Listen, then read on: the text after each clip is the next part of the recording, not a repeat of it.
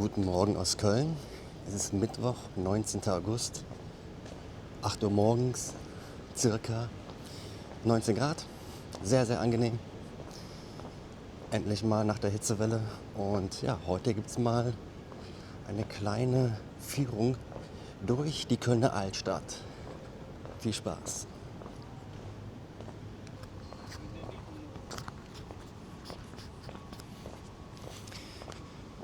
Ich war natürlich fleißig und habe mich vorbereitet und mir ein paar Notizen gemacht. Mich auch in den letzten Jahren schon viel mit der Kölner Stadtgeschichte auseinandergesetzt, einige Bücher gelesen und ja, will jetzt unbedingt mal ein Video draus machen. Und ja, habe mir gedacht, hier am Dom kann ich da prima anfangen.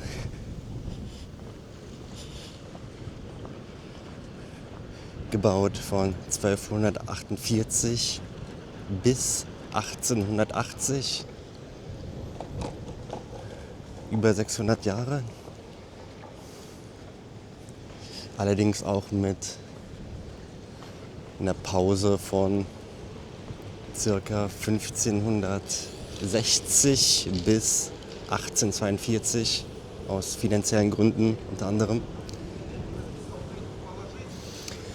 Ja, 157 Meter hoch. Nicht die größte Kirche der Welt, aber die größte Kirche mit Doppeltürmen der Welt.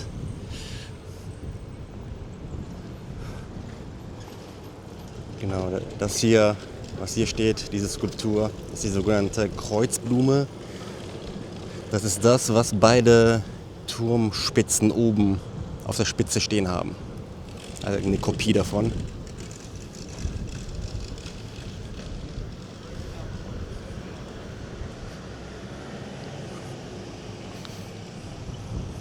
Hier links, an der linken Seite vom Dom, Kölns neue Dauerbaustelle. Hab gelesen, hier sollen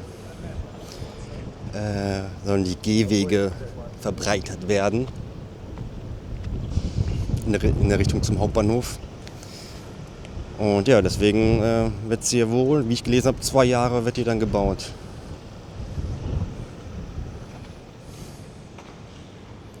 Und was gibt's hier noch?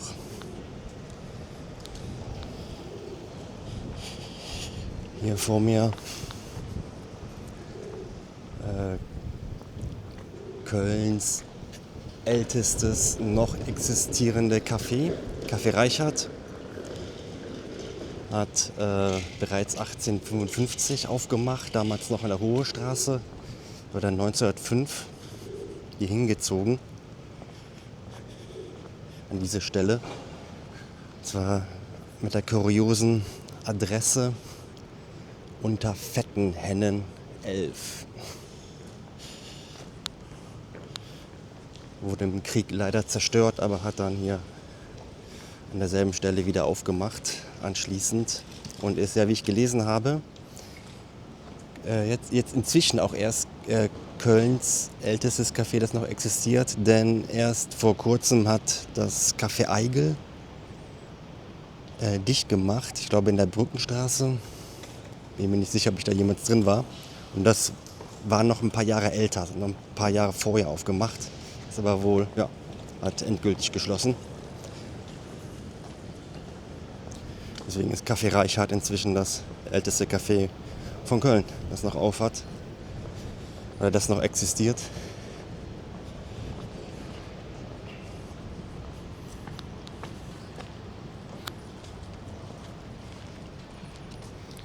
So, ich muss mal kurz meine Notizen gucken.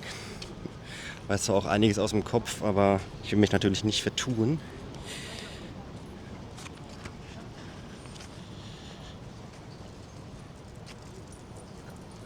Was gibt es noch zu sagen zum Kölner Dom? Das war jetzt nicht der erste Dom, der hier gebaut wurde. Vorher stand hier schon ein Dom, der sogenannte Alte Dom im romanischen Stil.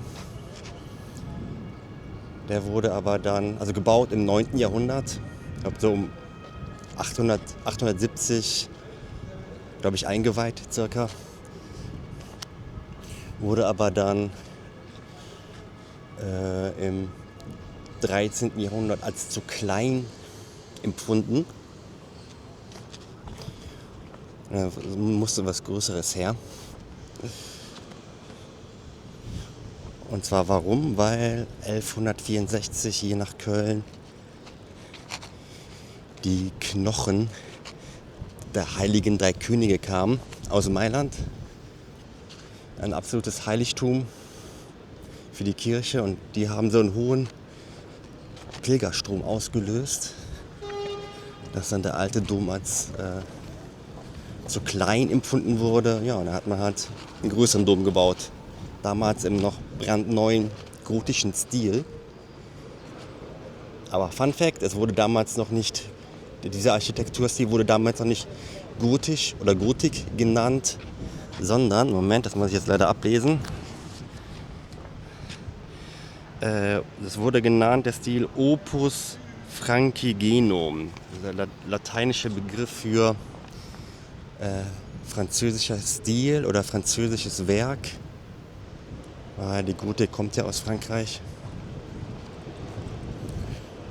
Und es wurde erst zur Zeit der Renaissance, also im 17. Jahrhundert circa, wurde dann der Begriff Gotik, kam dann hierfür auf, für diesen Stil. Und warum Gotik? Das war tatsächlich in Bezug auf den ostgermanischen Stamm der Gotik, den schon die Römer als sehr barbarisch empfanden. Und auch irgendein italienischer Gelehrter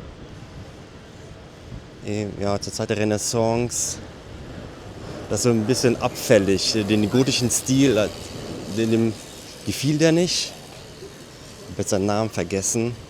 Im Gegensatz zur römischen antiken Kunst, und ja, hat das dann irgendwie so ein bisschen abfällig als gotisch bezeichnet, diesen Stil hier. War die Goten eben als barbarisch gehalten. Ja. Später hat sich der Begriff Gotik dann aber auch ohne negativen Klang durchgesetzt für diesen Baustil. Ja, diese beiden Türen wurden gestaltet, habe ich gelesen, von einem berühmten deutschen Bildhauer namens Ewald Mataré.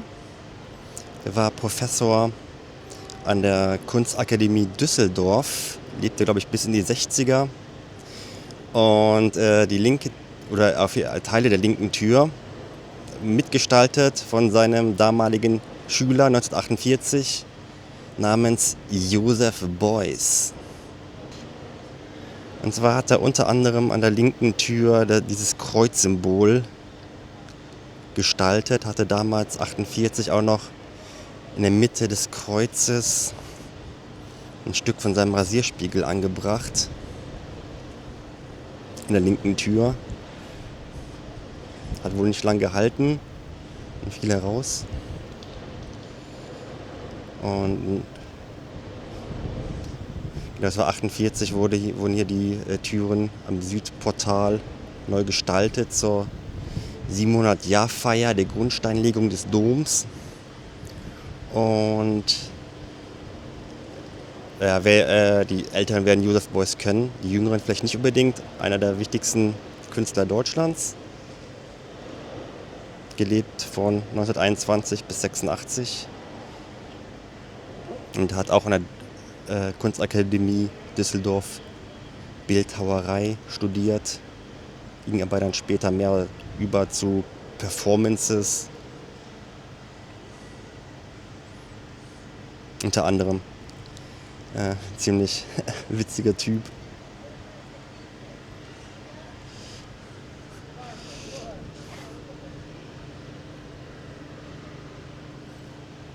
Ja, über den Dom könnte man jetzt stundenlang reden.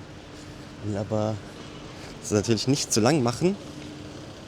Ich tue aber möglichst viele Sachen zumindest kurz erwähnen, kurz zeigen, ein paar Sachen dazu sagen. Deswegen ziehe ich mal weiter, habe dann noch ein bisschen was vor mir.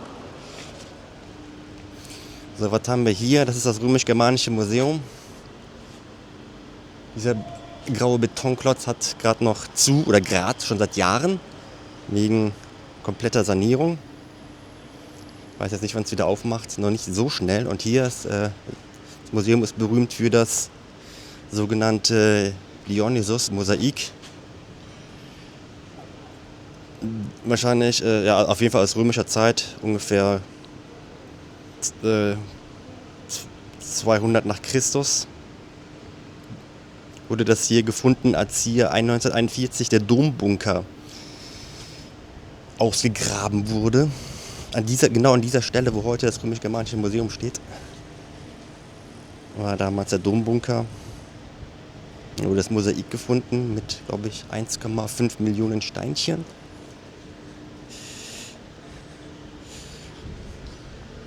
Ja, und dann hat man sich später gedacht, in den 60er Jahren, okay, bauen wir doch ein neues Museum darüber, über das Mosaik und binden das in das Museum ein, das dann 1974 aufgemacht hat. Und ich habe gelesen, die Architektur, hier das Gebäude vom Museum ist preisgekrönt. Gab aber wohl damals schon auch ein paar kritische Stimmen, was man absolut nicht versteht. Ist ja wunderschön. Schönes Steingrau.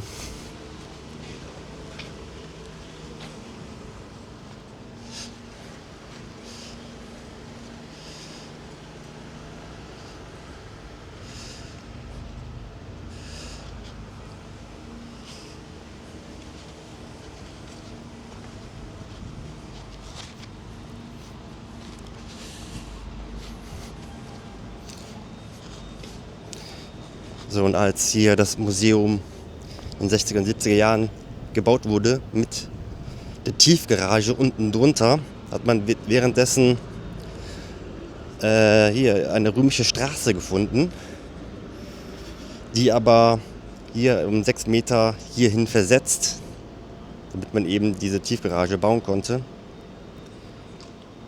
Das ist hier die sogenannte römische Hafenstraße. Aber beim Versetzen der Steine hier im Boden ist ein fataler Fehler entstanden. Zwar hatte man damals beim Ausheben der Steine diese mit Kreide nummeriert, dann hat es aber geregnet und dann hat man die Steine hier einfach nach Gefühl wieder eingesetzt. Und was ist passiert? Viel zu große Lücken zwischen den Steinen. Das ist nicht authentisch. Vor allem hier so. Wäre damals wirklich zu unkomfortabel gewesen, da mit einem Pferdewagen drüber zu fahren. Ja, eigentlich echt ein ziemlich peinlicher Fehler. Und gerade Experten eigentlich nicht passieren dürfte. Aber ja, so ist es. Das ist die römische Hafenstraße.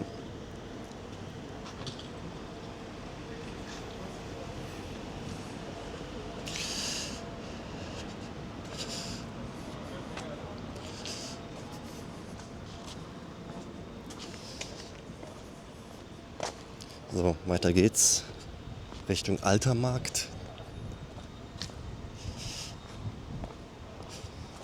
Ja, ich habe mal wirklich versucht, eine Tour zu machen oder zu planen, die wirklich alles von der Kölner Altstadt beinhaltet, was erwähnenswert ist.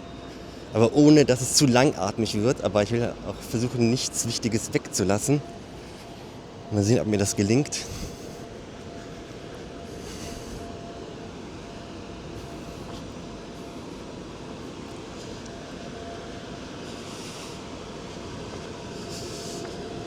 Hier nur eine kleine Randbemerkung. Hier seht ihr das kleine Mosaik.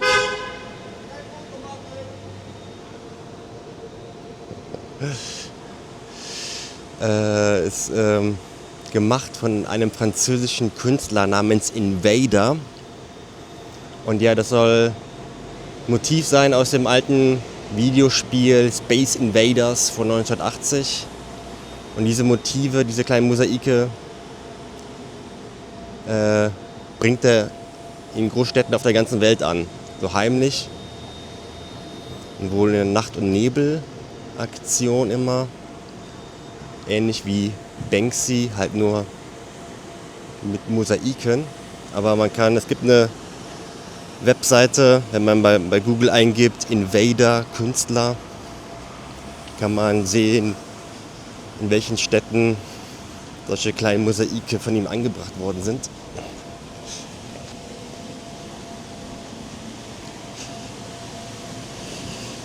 So, kommen wir zum Kölner Rathaus oder Rathausturm hier vor uns.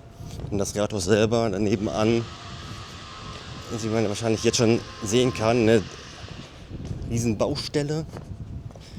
Und da gerade ein jüdisches Museum direkt neben dem Rathaus gebaut wird. Auch schon seit Jahren eine Dauerbaustelle.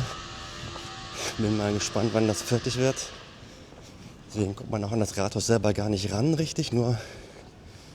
Dann nur an der Rückseite rein und raus.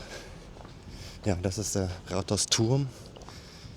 Ursprünglich gebaut Anfang des 15. Jahrhunderts. War wie so vieles in der Altstadt zerstört im Krieg und dann wieder aufgebaut. Und ja, gibt einige Figuren, ich glaube, über 100. Die sind auch echte so Leute, die echt mal gelebt haben, die hier als Skulpturen angebracht worden sind und die irgendwie mit der Kölner Stadtgeschichte verbunden sind. Ich kenne jetzt nicht alle, aber zu ein paar kann ich was sagen. Komme ich da näher ran. Und zwar zu der zweiten Figur links. Das ist Konstantin der Große, römischer Kaiser, der das Christentum im Römischen Reich etabliert hat. Ich glaube so um 300 noch was nach Christus herum.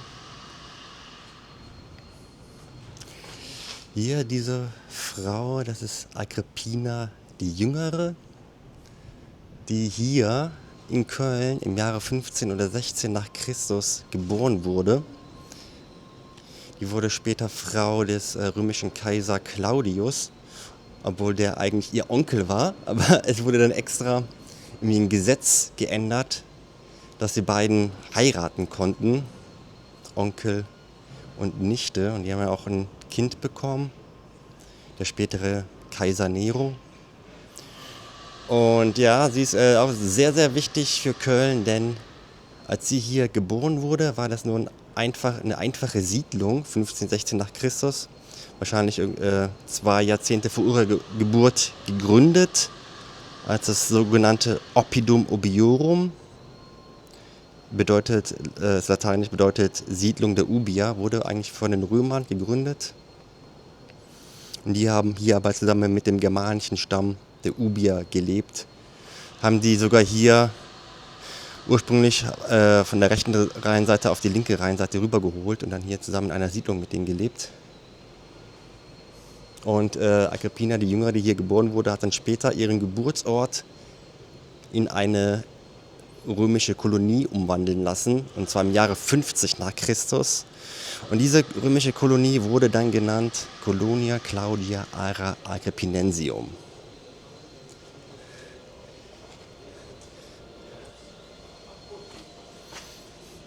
Genau, und hier hätten wir links den römischen Feldherr Agrippa. Der hat eben das Oppidum Ubiorum gegründet, wahrscheinlich um 19 nach Christus herum, das ist nicht ganz gesichert. Könnte auch ein bisschen früher oder später gewesen sein. Aber dass es im Jahre 50 nach Christus in eine volle römische Kolonie umgewandelt wurde, das ist sicher. Und rechts neben ihm ist Kaiser Augustus, der erste römische Kaiser. Ich glaube, wann wurde der Kaiser? Um 27 vor Christus. Und die waren auch beide, also Agrippa und Augustus, waren miteinander befreundet. So, wen haben wir hier? Kenne ich nicht. Kenne ich nicht. Da kommen aber gleich noch was. Welche Figuren, die ich kenne? Ach, und zwar weiter oben. Okay, kann leider nicht weiter zoomen.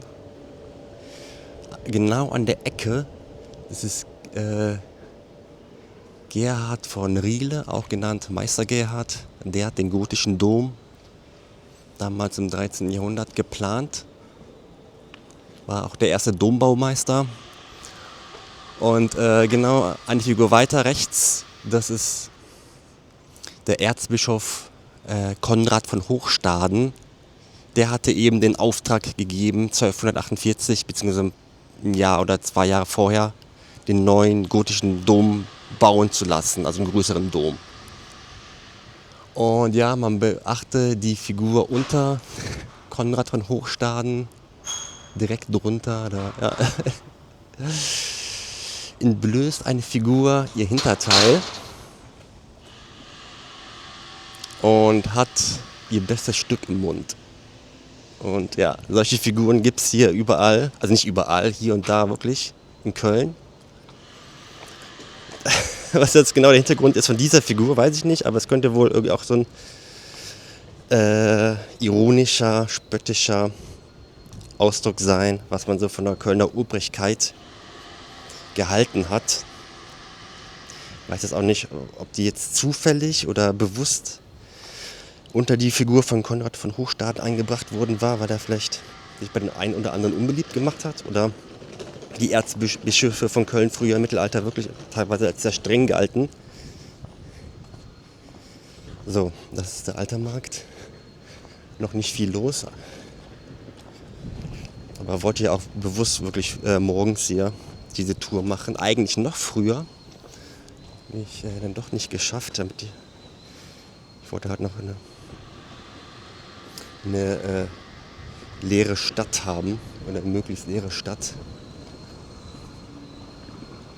So, wo wir ja gerade von einer skurrilen Figur sprechen. Ja, hier kommt nämlich die nächste.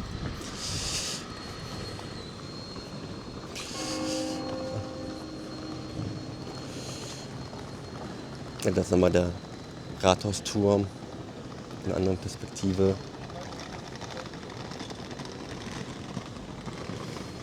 Gibt jeden Tag um 9, 12, 15 und 18 Uhr auch ein Glockenspiel, ausgeführt von 48 Glocken im Turm hier. So, aber da war noch eine interessante Figur.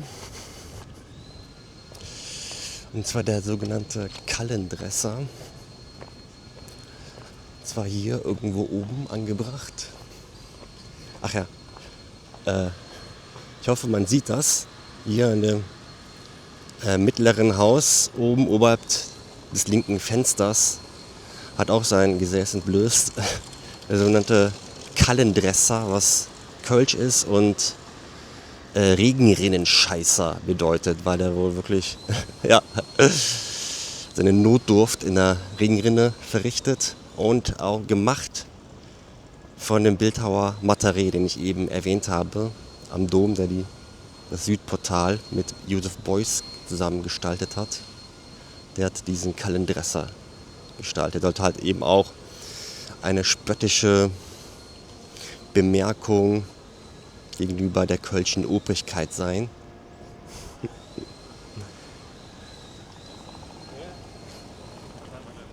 Der Kallendresser.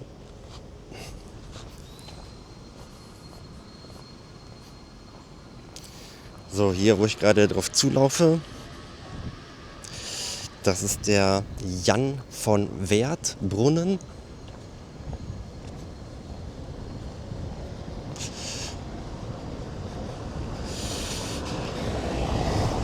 Und dieser Jan von Werth, der steht auch oben drauf, auf dem Brunnen.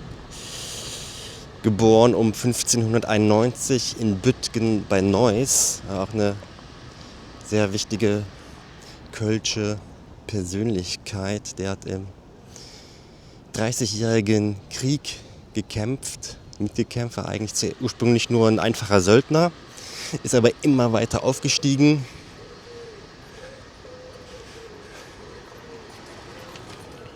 bis zum General, der auch dann später, in späteren Jahren vom Kaiser für seine Verdienste im Krieg ausgezeichnet worden ist oder einen Adelstitel bekommen hat. Also sieht man den richtig?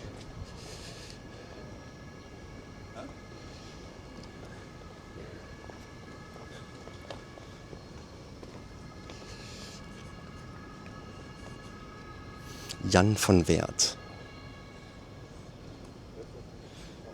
So, dann nach dem Krieg, also der war auch wohl im Dreißigjährigen Krieg jahrelang in Gefangenschaft, und als er wieder zurückkam nach Köln, ist er wohl stürmisch empfangen worden in der Stadt. Gibt auch einen Karnevalsverein in Köln, der sich nach ihm benannt hat. Jan von Werth Karnevalsgesellschaft. 1925, glaube ich.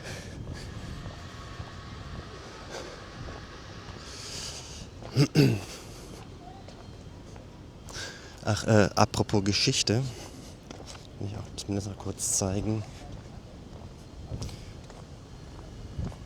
Eine absolute Empfehlung, und nein, ich kriege kein Geld dafür. Hier das Time Ride. Wer Bock auf eine Tour durch das Köln in den 20er Jahren hat, also eine Virtual Reality Tour, sollte hier reingehen. Es gibt dann eine virtuelle Fahrt mit der Straßenbahn in der 3D-Brille durch das alte Köln, und sehr authentisch gemacht. Richtig, richtig gut. Gibt da noch ein kleines Filmchen vorab, und war da schon zweimal drin. Richtig gut gemacht. Gibt es aber auch in anderen Städten. So, weiter geht's. Hab das übrigens gerade alles weitgehend aus dem Kopf erzählt.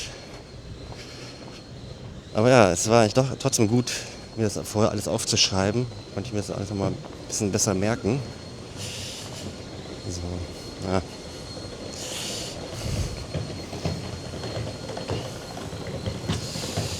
Ich glaube, das hier links müsste jetzt die schmalste Gasse von Köln sein, das Kastellgässchen mit dem Ostermannplatz. Gehen wir mal kurz rein.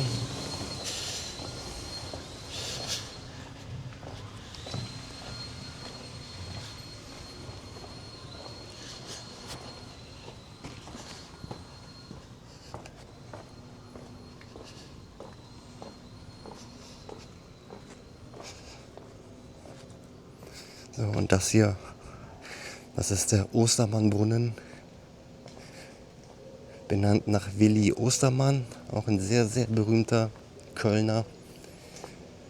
Hat gelebt von 1876 bis 1936.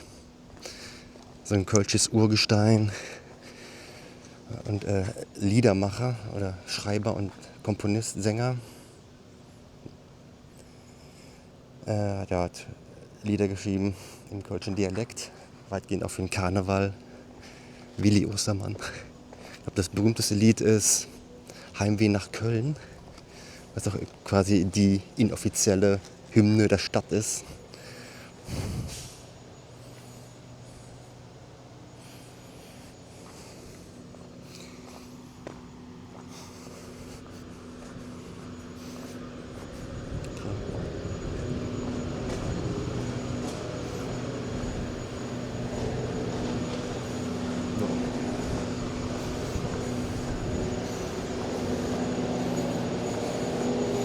Ja. Es riecht hier gerade sehr, sehr unangenehm. Also man kann nur froh sein, dass das Videos keine Gerüche übertragen können.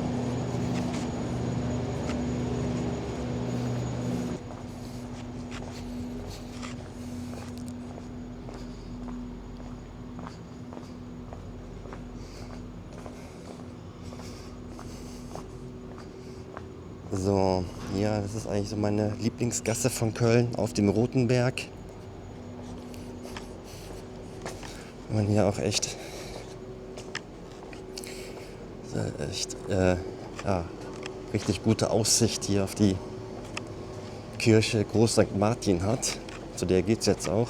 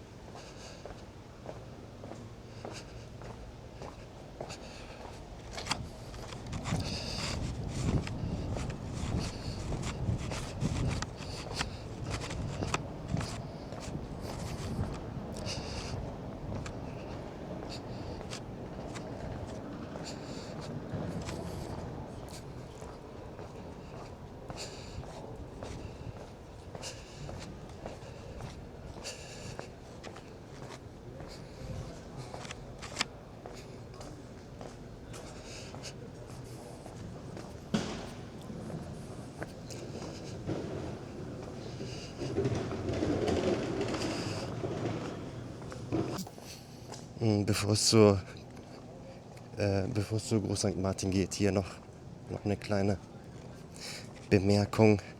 Die Skulptur von Tünnes und Schell, links Tünnes, rechts Schell.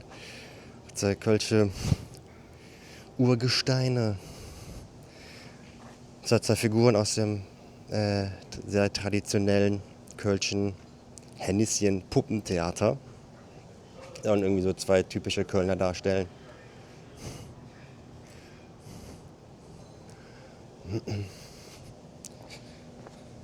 Ein beliebtes Fotomotiv.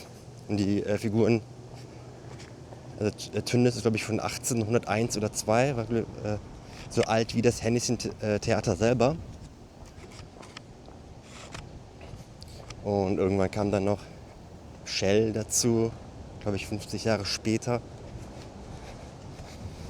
Schell kennt man ja auch von dem Begriff Schelsig, die rechte Rheinseite in Köln. Und Schell bedeutet sowas wie falsch. Und dieser Schell, die Figur, soll halt auch ein bisschen heimtückisch sein oder schlitzohrartig. Der Name. So, das ist Groß St. Martin. Eine Kirche aus dem Mittelalter. Romanischer Stil, ich glaube gebaut ursprünglich um 1200. Auch natürlich im Krieg zerstört, wieder aufgebaut.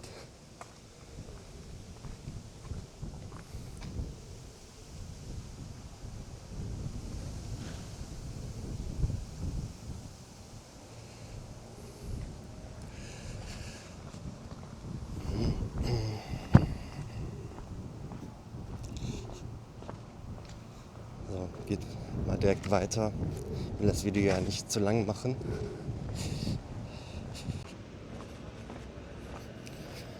So, das ist jetzt hier das Altstadt-Rheinufer. Das Viertel hier um Groß St. Martin herum. Groß St. Martin wird auch Martinsviertel genannt. Und dieser Platz hier genau heißt Fischmarkt, weil hier wohl früher im Mittelalter unter anderem viel mit Fisch gehandelt wurde. Und das Besondere ist, zur römischen Zeit war das hier noch eine kleine Insel im Rhein. Die ist dann irgendwann versandet. Glaube ich im 9. Jahrhundert war das hier dann hier auch, wird es dann in die Stadt eingegliedert, dieser Teil hier. Und ja, das sind die berühmten Stapelhäuschen. Eigentlich waren es mal 5 Häuser. Die beiden linken, die habe ich auch schon mal in einem älteren Video erwähnt. Mussten leider bis auf das Untergeschoss abgebaut werden, wegen faulem Holz oder faules Fachwerk. Wohl akuter Pilz- und Insektenbefall. Und ja, sollen wohl wieder hergestellt werden. Aber ist jetzt seit 2023 hier leider auch wieder so eine Dauerbaustelle.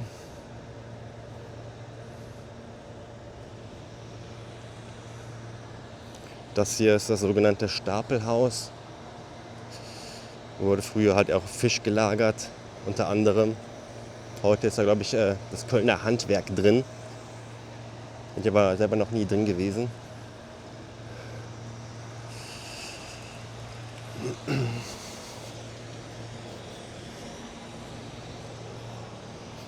Ja, ich hätte wirklich früher losziehen sollen, weil hier gibt's überall irgendwelche Arbeiten.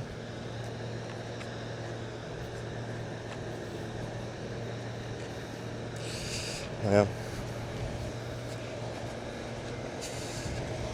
trotzdem hier noch ganz schön gemütlich am Rhein.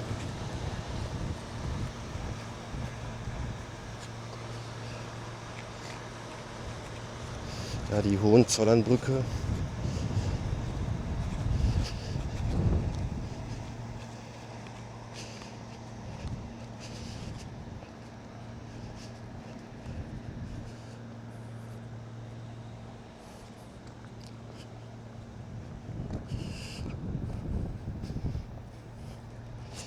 Ja, immer noch akutes Niedrigrheinwasser, aber Tendenz ist jetzt zumindest leicht steigend durch den Regen zuletzt und soll ja immer mal wieder weiter regnen die Tage.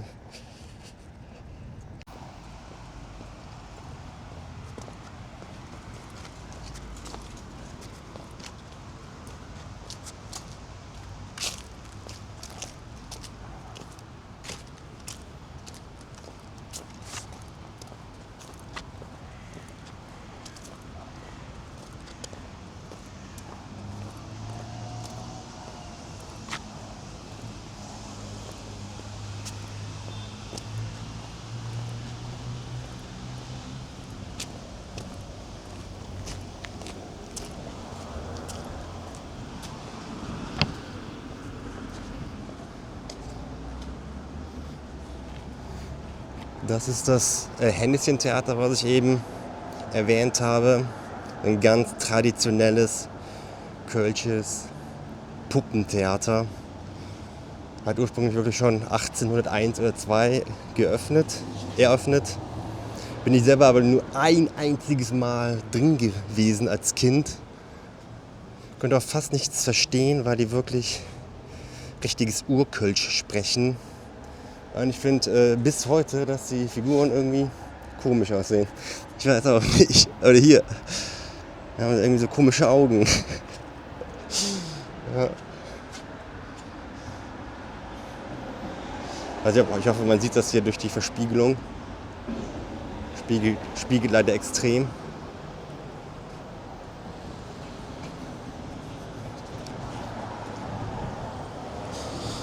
So, weiter geht's.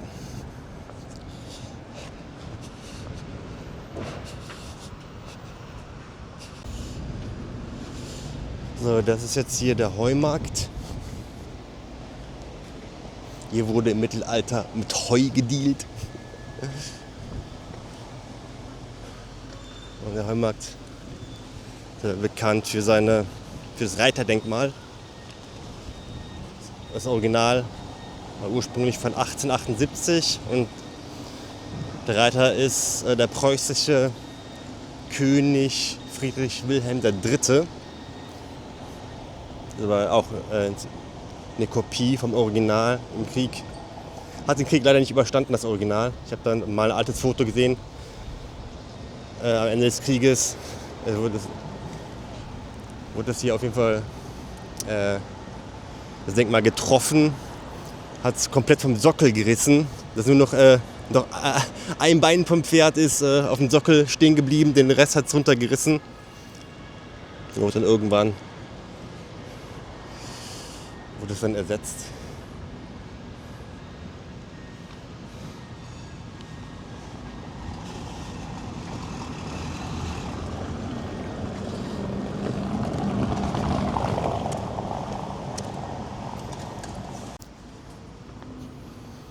So, hier rechts bei Deitas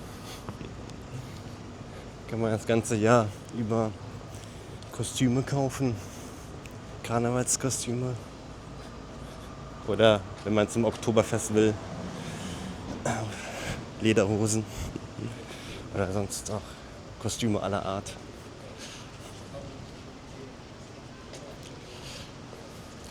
So, das ist hier der Gürzenich. Eine Festhalle, ursprünglich aus dem Mittelalter, ich glaube 15. Jahrhundert, aber natürlich auch im Krieg komplett ausgebombt, wieder aufgebaut. Gibt es jedes Jahr im Januar die sogenannte Prinzenproklamation unter anderem, wo dann das neue Karnevals-Dreigestirn vorgestellt wird der Öffentlichkeit. Also die wichtigsten Figuren des Kölner Karnevals. Karnevalsprinz, Bauer und Jungfrau.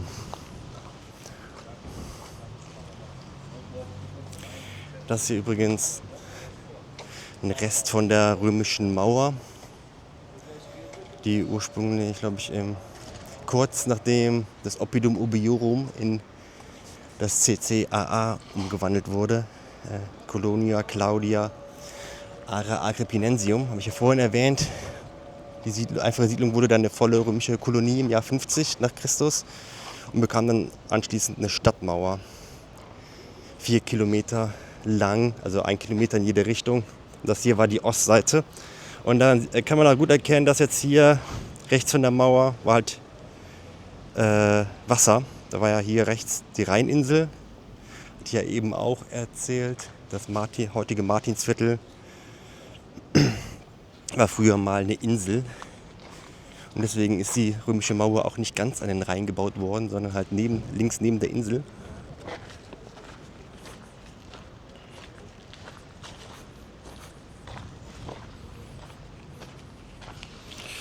Das war hier die Ostseite der Mauer, genau.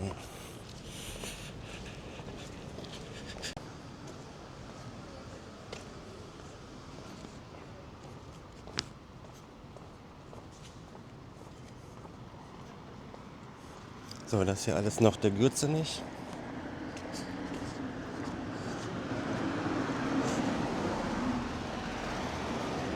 Aber hier neben kommt jetzt noch was Interessantes. Und zwar eine Kirchenruine. Mal kurz rüber, um das weiter weg zu zeigen.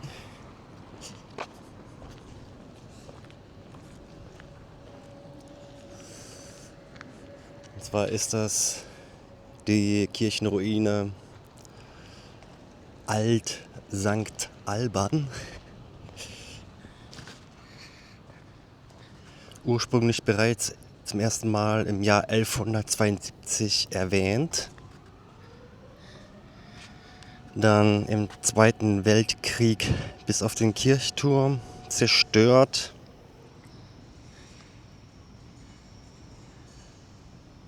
Nicht wieder aufgebaut, nur gesichert. Und ich hatte ja vorhin Joseph Beuys erwähnt. Hier war er auch wieder tätig. Und zwar gibt es hier eine Skulptur namens Trauerndes Elternpaar. Und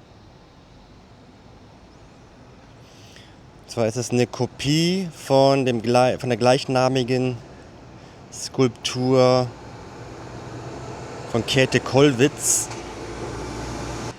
gemacht in den Mitte der 50er Jahre, also eine Auftragsarbeit von Mataré, dem Professor von Joseph Beuys, aber der hat den Auftrag dann weitergegeben an 2 Schüler von ihm und einer von den beiden war Joseph Beuys, der hat, glaube ich, die Vaterfigur gestaltet, ein anderer Schüler die Mutter.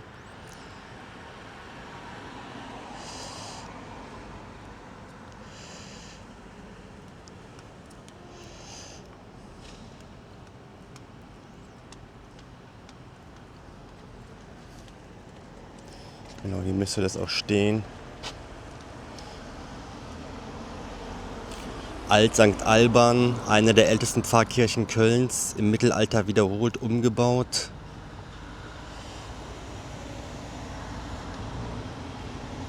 Genau, Trauerndes Elternpaar, die Skulptur, eine Kopie von Joseph Beuys und Erwin Herich, Original von Käthe Kollwitz. Das Original steht auf einem Soldatenfriedhof in Belgien. So.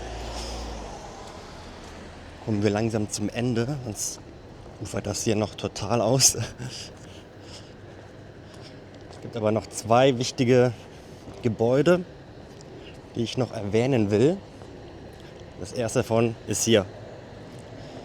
Geradeaus das Farina Dufthaus. Ganz, ganz wichtig für Köln, denn hier wurde 1709 das berühmte Eau de Cologne erfunden. Ein berühmtes Duftwasser, das berühmte Kölnische Wasser.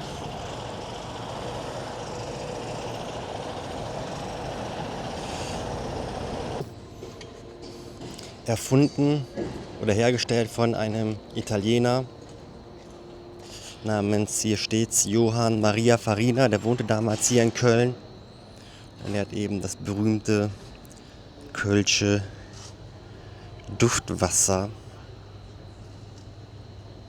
hier produziert in diesem Haus.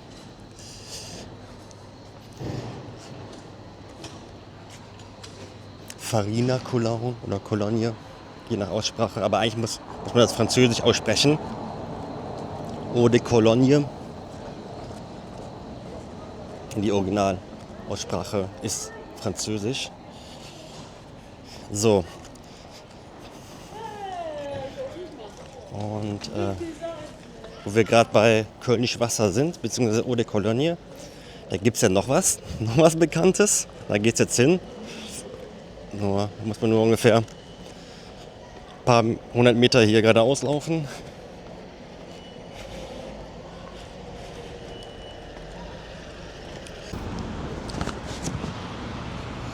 Ja, und da wäre das andere berühmte Kölner Haus, 4711. Hier wurde eben ein anderes oder eigentlich noch berühmteres Eau de Cologne erfunden, produziert und nach wie vor hier, auch wenn das Haus im Zweiten Weltkrieg ausgebombt wurde. Hier wird nämlich das berühmte 4711 produziert und verkauft. Und das ist ja eigentlich nochmal wesentlich berühmter als das Farina Cologne. Und zwar, ich glaube, aus dem Grund, weil 4711 darf überall verkauft werden, auf der ganzen Welt, während das Farina Cologne, das kann man nur dort in dem Haus kaufen oder in deren Online-Shop. Und ist deswegen weltweit nicht so bekannt, oder deutlich weniger bekannt, als 4711, das halt wirklich weltweit überall verkauft wird. Und da gab es damals auch noch so einen Streit um den Namen. Ich glaube 4711, das kam, dieses Eau de Cologne kam Ende des 18. Jahrhunderts auf, also ein paar Jahrzehnte nach Farina. Und die hatten sich damals aber auch unter anderem Farina Cologne genannt oder Farina Eau de Cologne. Und dann gab es irgendwie irgendwann einen Rechtsstreit mit dem ersten Eau de Cologne von Johann Maria Farina. Und 4711, die Leute davon haben sogar extra mit Geschäftspartnern gearbeitet, die wirklich auch Farina hießen, um den Namen weiterhin behalten zu können. Aber irgendwann mussten die den Namen aufgeben und haben sich da nach der Hausnummer 4711 benannt. Und die Hausnummer 4711, die kam aber auch erst zur französischen Besatzungszeit auf, wurde die von den Franzosen vergeben, als Köln von den Franzosen besetzt war. Zwischen 1794 und 1814 hat jedes Haus in Köln eine einmalige Nummer bekommen und das Haus hier in der Glockengasse, die 4711, das haben die dann als Markenname übernommen. Und hier gibt es auch stündlich zur vollen Stunde oben ein Glockenspiel, unter anderem die französische Nationalhymne. Hier wird leider fleißig gebaut, hier gegenüber richtige Baustelle. Das ist die Kölner Oper hier, dieser Betonklotz. Ja, und das ist das berühmte 4711 Haus.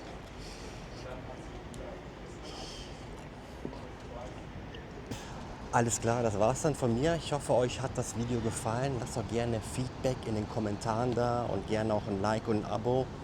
Und ansonsten ja, sehen wir uns im nächsten Video. Ciao!